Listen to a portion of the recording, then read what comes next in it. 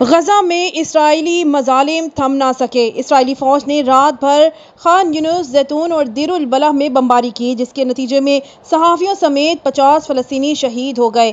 بین الاقوامی خبر رساں ادارے کی رپورٹ کے مطابق صہیونی فوج کی خان یونس میں ناصر اسپتال کے قریب صحافیوں کے کیمپ پر بمباری سے 2 صحافی جل کر شہید جبکہ متعدد زخمی ہو گئے۔ اسرائیلی جارحیت کے نتیجے میں شہداء کی مجموعی تعداد 50,695 ہو گئی۔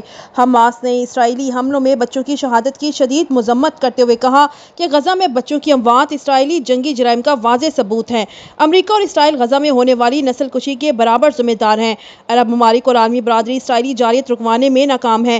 غزہ میں جنگ بندی کے لیے عالمی ہڑتال کی کال پر عرب ممالک میں بھی جنگ بندی کے لیے ہڑتال کی جائے گی۔ غزہ پٹی سمیت مغربی کنارے میں لوگ جنگ بندی کے لیے احتجاج کریں گے۔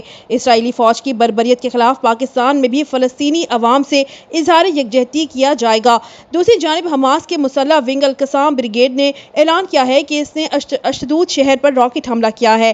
گروپ نے مزید کہا کہ یہ حملہ غزہ کی پٹی میں شہریوں کو نشانہ بنانے والے اسرائیلی حملوں کے جواب میں کیا گیا ہے۔ اسرائیلی فوج کا کہنا ہے کہ غزہ سے تقریباً 10 پروجیکٹائل فائر کیے گئے۔ فوج نے کہا کہ غزہ کی پٹی سے اسرائیلی علاقے میں داخل ہونے والے 10 میزائلوں کی نشاندہی کی گئی اور ان میں سے زیادہ تر کو کامیابی کے ساتھ روک لیا گیا۔ اسرائیلی اخبار نے کہا کہ مبینہ طور پر میزائلوں کے ٹکڑے اسکلان اور گان یونے سے برآمد ہوئے، جس سے گاڑیوں کو نقصان پہنچا اور 3 افراد زخمی ہوئے ہیں۔